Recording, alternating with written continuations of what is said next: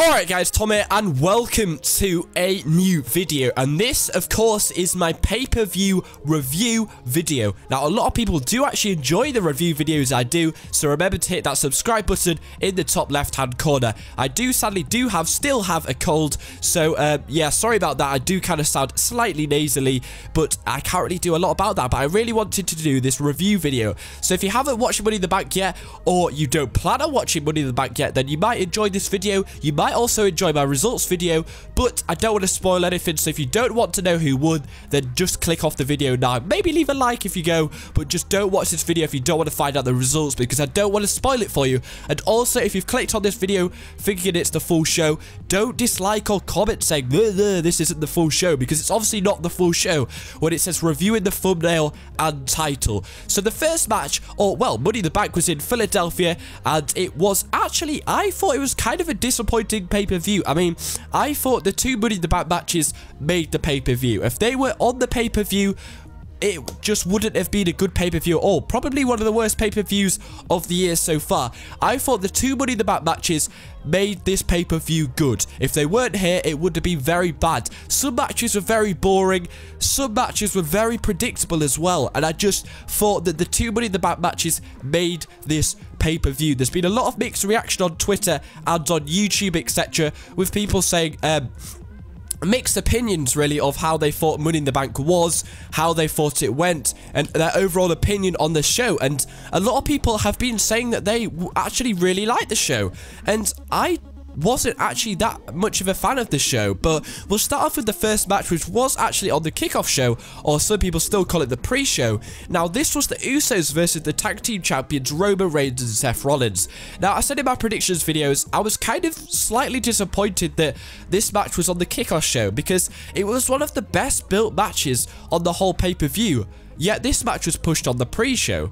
Now, the Ryback versus Chris Jericho match was pushed so badly, yet that still met the cut for the actual full match card.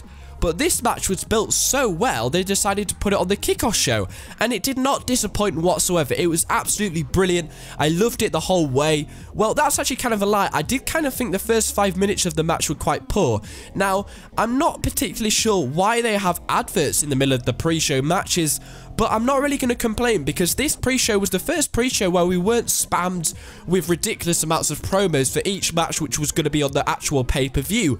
So we pretty much kicked off with the match straight away, and the match lasted a good 20 minutes. So pretty much the whole of the Kickoff show was this match, which was absolutely awesome. So the obvious outcome was that the Usos were going to get defeated by the strong competitors of the Shield, and they did not disappoint in the match or the outcome of the match, because the Shield did in fact pick up the victory and retain their tag team championships. Now, the actual match was great. There was a lot of notable spots. I mean, I remember Roman Reigns doing an awesome clothesline on one of the Usos outside, or on the actual, it was in the ring, but it was outside of the ropes, and he just went crashing down on the mat. I remember a Royal Rumble spot exactly like that between, I believe it was Paul London by Kane, and it was just awesome. He did like a 360 flip, one of the Usos, and it just made Roman Reigns look like a complete monster. Roman Reigns was hitting that super punch like he always does. That just looked incredible. He always does that so well, and it just looked so vicious and awesome. I remember Jimmy Uso flying through the air, hitting a kind of like luchador style maneuver off the top rope, and smashing both members of the Shield in a really good spot. Every wrestler was also involved in this awesome Twitter mad maneuver. Everybody went wild when this hit. And now I'm not sure if a lot of you guys have actually seen a maneuver called the electric chair. Now this was an electric chair, but they went for one step further. Instead of using 3 guys, you had 4. So all members of the people in the match, all of the Usos and all the Shield, you had one of the Usos gonna get superplexed off the top rope by Seth Rollins, and then you had one of the members of the Usos come up behind and try and give an electric chair, basically a double power bomb. But then you had Roman Reigns come behind, so you had a quadruple electric chair power bomb like maneuver, which was absolutely incredible. I would have loved if the match actually ended like this, but the match actually ended where Seth Rollins picked one of the Usos up and Roman Reigns basically speared one of the Usos to get the victory. The spot before was absolutely incredible. The match ending was pretty cool as well. I'd give this match a 9 out of 10. It was absolutely brilliant, and it was a really big shame that this match did not make the cut for the full pay-per-view show, because it just goddamn deserved to be on the full show. It was absolutely incredible, and I mean, I can't believe this amount of talent was on the Kickoff show. The match was brilliant. Twitter went mad. I absolutely loved it. I mean, before they had two commercial breaks worth 60 seconds in the match, and I thought before the first commercial break the match was boring. Started to kind of gain a really... I was actually quite drawn to the match at the end after the second commercial break. I thought before the second commercial break it was kind of slow paced. There were still some good maneuvers in it and some good spots, but I was still waiting to get that kind of cutting edge in the match. It was kind of like a normal Monday Night Raw match before the second commercial break, when they really nailed some spots and got out of the blocks and really showed us what they were worth. The Usos were put in a very good light in this match. I'm really glad for the Usos because they put on a great match, and Dean Ambrose actually celebrated with Roman Reigns and Seth Rollins on the announce table, basically making a statement to the Usos that you shouldn't mess with us, guys. But that match was absolutely brilliant. Probably a 9 out of 10 for me. One of my favorite matches of the whole night. I think it was my third favorite match out of all 8 matches, and I thought it was really, really good. Love the match. And let's actually get on to the actual pay-per-view show, the one that you actually have to buy to pay. Now, I was actually looking forward to this because we got that great match and we hadn't even started the paid show yet. Now, the first match, I'd predicted it was this match. Last year it started with this match. This year it started with this match. Dolph Ziggler won last time. Damien Sandow won this year. Wow, I was not expecting that, to be honest. He was favourite going into this match on Paddy Power, but I was not expecting Damien Sandow to win this match. Wow, it was so good, this match. Literally so good. Match of the year for me. No question about it. Match of the year so far for me. Oh my god, it was so brilliant. I got goosebumps down my spine talking about it right now. It was so good. Cesaro and Swagger acted as a team the whole way through. Cesaro side suplexed Damien Sandow onto a ladder. That was absolutely brilliant maneuver. And Swagger followed up with a gut-wrench powerbomb to Cody Rhodes. After that maneuver, basically Cesaro and Swagger were following everybody around the ring. Every opportunity they were going, "We the people," and they were so entertaining through the match. Zeb Coulter was at ringside, and it was just so good. I mean, it's just hard to find new spots in a ladder match because everything seemed to be done. So everything's really been done, but everything in this match was new. It just felt something fresh and brilliant that we'd never seen before. Wade Barrett managed to pin Dean Ambrose under a ladder and start kicking his head. That was actually really, really good. I actually looked some proper clubbing blows to the head. It looked pretty cool, and that was pretty awesome. Fandango did a really, really good maneuver. He did his finisher using the top rope. So he did a springboard using his finisher, so the 2 legs, onto Wade Barrett, who was under a ladder. And that looked really painful. The Philadelphia crowd were mad the whole night, and that really got them going. It was a huge pop when Fandango managed to hit that maneuver, and basically that took Wade Barrett out the match. And Fandango was really, really quiet in this match. I was expecting Fandango to have a very strong match coming back from injury, but he didn't have a strong match, which I was very surprised about. Quite disappointed about that. I was expecting Fandango to have a very, very strong match. In fact, Cesaro and Swagger were the ones who had a decent, very good match, as well as Cody Rhodes. So it does prove that Cesaro and Swagger and Cody Rhodes are going to get a push.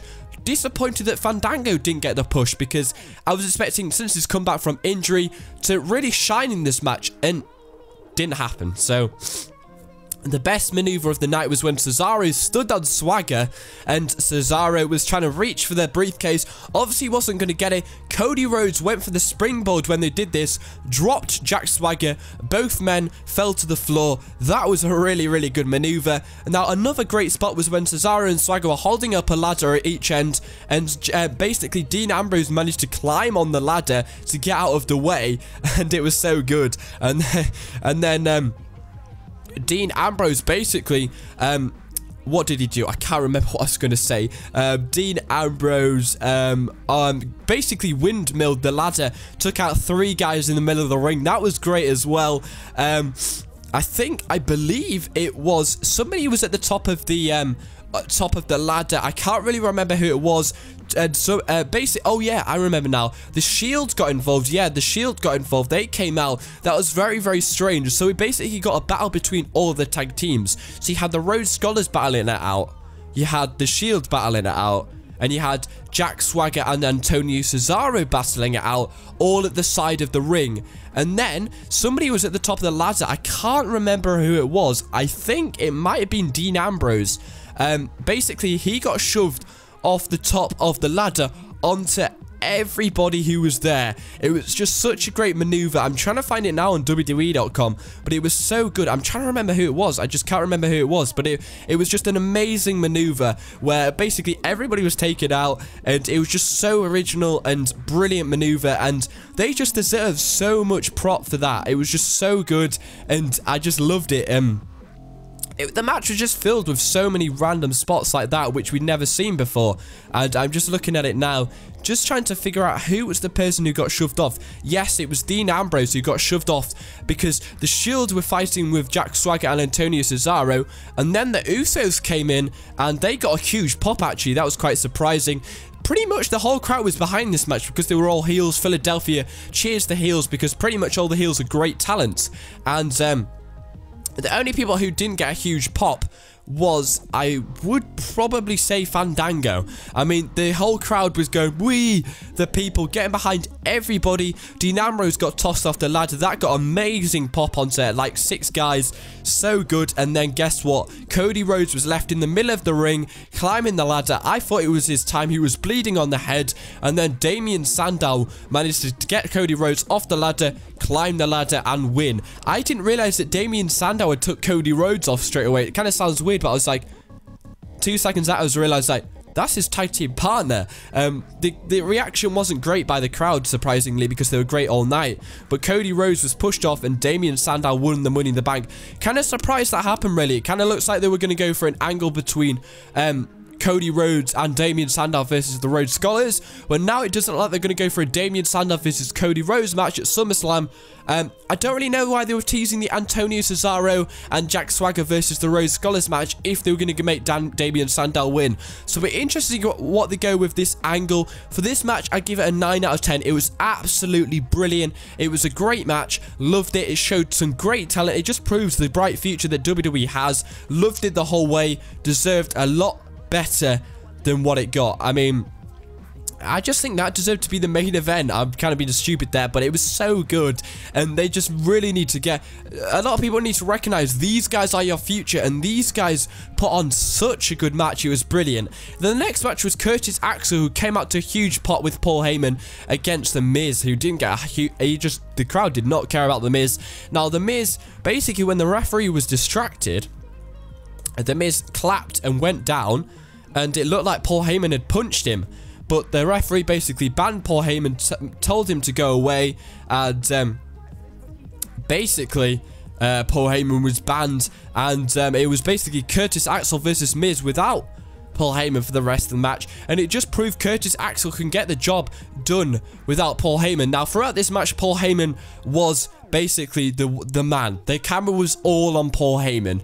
Just everything was on Paul Heyman. The match really didn't get a lot of exposure at all. It was all Paul Heyman, all Paul Heyman, all Paul Heyman. The camera could not get away from Paul Heyman. And that made me realize that Paul Heyman was going to have a bigger thing to do later in the night. Because the camera just was solely concentrated on Paul Heyman. And you just realized that something special was going to happen, because I didn't know why they were just so solely looking at Paul Heyman.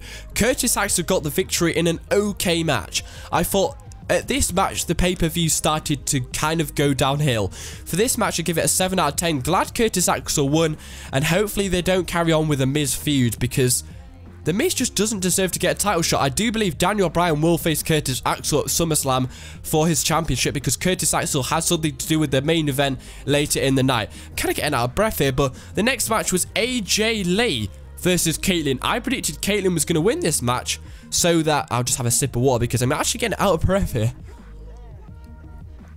Now, AJ Lee did actually win this match. The match was actually really, really boring. I did not like this match whatsoever.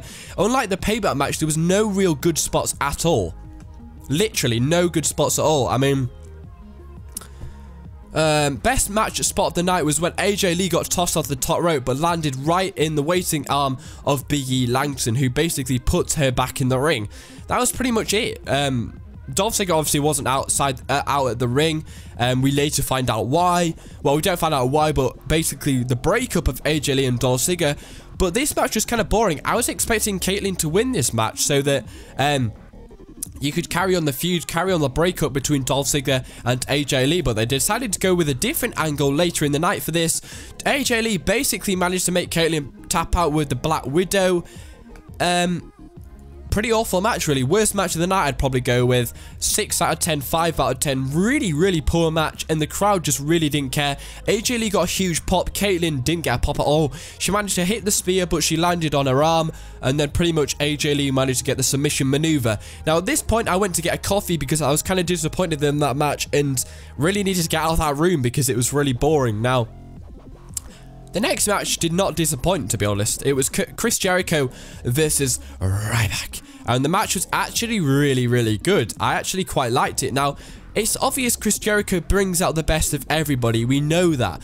But the match was actually really, really good. I mean, the crowd was pretty much behind Chris Jericho. And there was so many Goldberg chants. It was kind of unfair on Ryback. It was kind of weird, but Ryback was playing really dirty. This match was pretty much to put over his heelish character, and it did not disappoint. It was pretty much putting over it was putting over Ryback's heelish character, and he played very, very dirty. He also played very strong. I mean, Chris Jericho went for a springboard, and Ryback just smashed his head against the ropes. That was a really great maneuver. I mean, they were basically showing how dangerous Ryback was through this match. He finally got a pay-per-view win, which is awesome, and I actually kind of like this match. I mean, Ryback got a meat hook clothesline, which is awesome. The lariat maneuver, which kind of reminds me of JBL with his clothesline. And then he got the shell shock and won in a pretty clean victory after all, which was pretty nice. And I would have kind of probably preferred it if it was a roll. But yeah, that was pretty much it. Now, yeah, the next match was actually, for that match, I'd probably give that match a 7 out of 10. I thought it was pretty good. I kind of liked how they put Chris Jericho on the card. I thought they were going to write Chris Jericho off. I think they missed an opportunity here where they could have wrote Chris Jericho off before he goes on tour. Basically, Ryback did so much stuff to Chris Jericho, completely beat him up, that Chris Jericho was just so injured that he couldn't continue in WWE for at least a year, and just wrote him off like that. They missed an opportunity, but it does look like they might put him on the SummerSlam card, see who he faces at SummerSlam, but I think they missed an opportunity here. But it does show they might have one more match for Chris Jericho before he leaves for his tour in October, because he's written off the WWE because he goes on tour with Fozzy in October. And the next match was Del Rio versus Dolph Ziggler, and I thought this match was kind of disappointing again. The match wasn't as good as the one at Payback. I thought the one at Payback was very entertaining, even though it was quite awkward to watch and quite disturbing to watch. I thought that match was really, really good, but this match, not so great. I mean, Dolph Ziggler got a really, really good pop. The crowd was just basically anti-Del Rio so much. He got so many boos when he came out, and I just find his theme song so boring nowadays. And yeah, Ziggler got a huge pop. Ziggler managed to hit 10 elbows to Del Rio. Also planned basically the crowd would just go 1, 2, 3, and Del Rio basically just took 10 elbows to the heart by Dolph Ziggler, which was kind of weird. I think they kind of sold that, they kind of egged it a bit slightly. There was kind of a decent spot where Del Rio basically hit a drop kick, or an enziguri onto Ziggler's head. That was quite good. Kind of got the crowd behind him a bit. Del Rio basically pulled Del Rio off the top rope, did a face buster. He always does that move. It's so good. It's like a face planter off the top rope. Basically smashed Del Rio's face right onto the floor. Got a huge pop. Basically any big maneuver last night got a huge pop. It was awesome. And Del Rio also did a really good maneuver where he didn't really want Ziggler to get the last word, really. He did a few high spots. He did a very good insecurity. He did a reverse suplex off the top rope, which was awesome as well. He's done that before. I believe he did that in the last match at Payback. It was a reverse suplex off the top rope. I remember Ziggler getting an awesome DDT, but he managed to kick out. And Del Rio basically won by, I can't actually remember how Del Rio won. Oh, yeah, obviously, I nearly forgot there. Basically, AJ Lee came out to a few boos, actually, even though she got a huge pop earlier in the night. And basically, I don't know what AJ Lee was doing. She smashed Del Rio around the head with her Divas Championship. Basically, probably making a statement about her Divas Championship, about how she's the better of the two in the power couple. I don't really get what was going on there. I think I would have rather have Caitlyn won and carry on the feud a bit more. It kind of felt a bit rushed how they wrote that storyline into the breakup. Didn't really like it that much, and I didn't really like how Dolph Ziggler did win. I was predicting Dolph Ziggler was going to win, but he didn't, which is kind of surprising. So Del Rio won. Very lame, very boring. So you've got a heel winning the Money in the Bank and a heel winning the World Heavyweight Championship. So I don't know how they're going to do that. Basically, it makes me think that Cody Rhodes and Damien Sandow are going to feud for quite a long time, and then Damien Sandow's finally going to cash in on a face. So I don't expect Dolph Ziggler to have his last match. I'm expecting Dolph Ziggler and Del Rio maybe to face off once more at SummerSlam, or have another face challenge Alberto Del Rio for his World Heavyweight Championship and successfully win that match. Now, the next match was the one and only WWE Championship match between John Cena and Mark Henry. And yes, John Cena managed to win this match. What the hell? So boring. John Cena couldn't lift Mark Henry up for the FU, so he had to go for the STFU. I mean, look, Mark Henry looked so weak after this when he tapped out of the STFU. The crowd were just singing Mark Henry's theme song the whole way through the night. It was epic. So funny. Awesome match. Mark Henry was so disruptive. He got 2 chairs out. I thought he was going to go on a rampage and get himself disqualified, but no. That's basically how I predicted it was going to go, but that didn't happen. I was kind of confused why they did that. If he wasn't going to go for it, then why did he bother doing it? The referee just kicked them out of the ring, and they didn't bother doing that. I was kind of confused why they bothered to get the chair in the ring and then the referee just kick it out. Now, Mark Henry is so powerful. I believe Mark Henry managed to get himself FU'd and kicked out, and then he managed to hit the world's strongest slam onto John Cena, and John Cena obviously kicked out, and then John Cena managed to get Mark Henry into an STFU. I don't understand why they couldn't have made Mark Henry get FU'd off the top rope or something epic like that to make John Cena look strong but not diminish Mark Henry's strength, because it just made Mark Henry look so weak. John Cena managed to retain. Don't understand why they just didn't make Mark Henry manage to win and then just maybe have the championship for one night and then Randy Orton cash in tonight on Monday Night Raw, because I'm expecting a very great match. Watch out for my preview show. But yeah, I really wanted Mark Henry to win. Just why couldn't you have just given him a chance?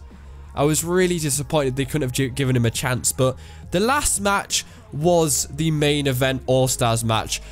Wait, I haven't reviewed that match. I forgot to review the Chris Jericho and Ryback match. Yeah, I did review that match. Probably a 7 out of 10. For the Dolph Ziggler and Alberto Del Rio match, 5 out of 10. Very disappointing. Felt very rushed as well, especially the ending, how they wrote off the breakup between Dolph Ziggler and Alberto Del Rio. Well, I think they're going to break up. It's pretty obvious now. And the John Cena versus Mark Henry match, I did think it was kind of okay. You're not going to expect a very good match. It kind of felt like a Monday Night Raw-ish match, but the crowd did definitely make this match. I'd probably give it a 7 out of 10. Didn't like how John Cena retained. I mean, why couldn't they have given the championship to Mark Henry for one night? Maybe possibly maximum 2 weeks. And then maybe have Mark Henry cash in, get cashed in or something. Something like that. I mean, I was kind of disappointed Mark Henry didn't win. So the last match, I'd give that match a 7 out of 10. So the last match was the All-Stars match. RVD got such a big pop. Watch all my live reactions videos. I was freaking out. Yeah, there was some great spots through this match. I mean, I thought there's better spots in the SmackDown match, but this match got a better pop. Now, the big pop was from Rob Van Dam. Like, basically got a big pop from like he did 10 years ago when he returned. And didn't look like he'd kind of lost his way in TNA. He just completely dominated this match. He got his all his vintage maneuvers straight out of the blocks. I mean, everybody went for Rob Van Dam. He went RVD, got stuck on the R, and then everybody attacked him, and then everybody went and attacked Sheamus. So you had Sheamus and RVD out of the match, and there was just amazing high-flying spots. It was just awesome. Sheamus basically got Christian onto the Irish curse. Oh no, it wasn't the Irish curse. It's basically that maneuver, the white noise. I think it was originally Sheamus's finisher off the ladder. It was awesome. Got a huge pop, surprising huge pop. I didn't think it was that great, but it got quite a good pop. Now Punk took a bow when he basically set Sheamus up underneath the ladder and basically planted Sheamus below the ladder. It looked so painful, and then Sheamus was under that, and then CM Punk bowed when he did that. That was hilarious. It was so good. And then basically Daniel Bryan looked so good in this match. I thought he was going to win. I was so disappointed he didn't win. He looked such a crazy man. He had such a good run in the middle of the match. He basically took out everybody with his vintage maneuvers. He did something crazy in the ring, and then straight after doing that, he just got straight back up and did a flying maneuver out to the ring to hit CM Punk onto like a pile of ladders. Basically, they had a pile of ladders like last year at Money in the Bank where Big Show got in them, but it was basically where CM Punk was in this bit last time. And he got squashed, and that was awesome. Then Bryan got straight back up and climbed the ladder after taking everybody else out. And he didn't manage to get it, obviously. But straight away, Curtis Axel came out. I was very surprised about that. Yes, Curtis Axel came out. I believe he had a chair in his hand as well and just started hitting Daniel Bryan. I'd really like Daniel Bryan to get an Intercontinental Championship spot and bring prestige back to that Intercontinental Championship. Don't think that's going to happen. I do believe they're setting up a feud between John Cena and Daniel Bryan, using the Bella Twins because they are in real life girlfriends. That should be pretty good, even though they don't have a great personality, but they have some big titties.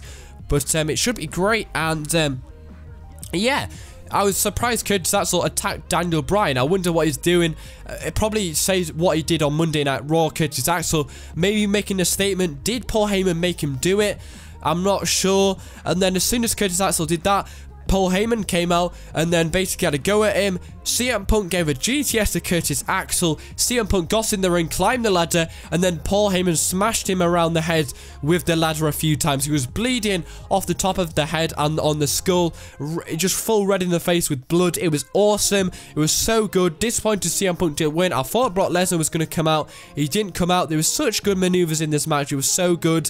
And then when everybody was outside the ring, the one and only Radiant RKO Randy Orton climbed the ladder and won the Money in the Bank. It kind of looked strange. It kind of looked like he was expecting somebody to take him down. But Randy Orton did actually win the Money in the Bank. Interesting to see what they do with Randy Orton.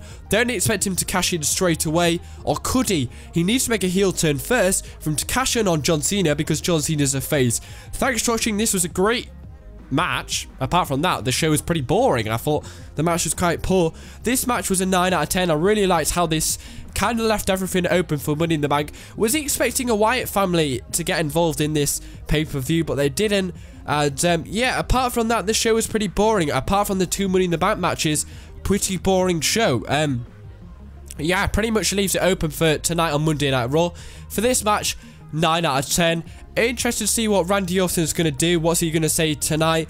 Disappointing to see Daniel Bryan didn't win. What's he going to have to say? What's his next match going to be against? Is he still going to get the main event push? So remember to like this video. To be honest, for this whole match at Philadelphia in the Fargo Center, I'd probably give Wells Fargo Center. I'd probably give this whole pay-per-view show a 7 out of 10.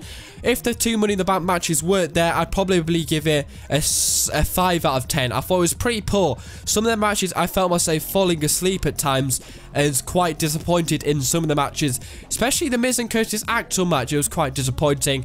And the World Heavyweight Championship match was kind of disappointing as well. Disappointed to see Mark Henry didn't win. I just wish they gave him a push as well. Then he could retire, and then yeah, the crowd made this show as well. Remember that. yeah, it's glad to see Randy Orton finally winning. Finally, basically won a WWE Championship after 3 years. The last time he won the championship was in 2010. Hasn't won a championship since 2011, but he's pretty much guaranteed a WWE Championship whenever he wants. Please make him cash in early to make an even epic summer. Glad RVD's returned. Hopefully he appears tonight on Monday Night Raw. Hopefully he gets in the money in the main event and just doesn't get a jobbers match and squashed. As basically squashes somebody like Justin Gabriel or something. Hopefully just get a main event match or something like that. Should be pretty awesome. So hope you enjoyed the video, guys. Thanks for watching. For the show, I'd probably give it a 7 out of 10. If it wasn't for the 2 Money in the Bank matches, probably a 5 out of 10. Apart from that, it leaves pretty much everything open for Money in the Monday Night Raw. Thanks for watching. Remember to subscribe and goodbye.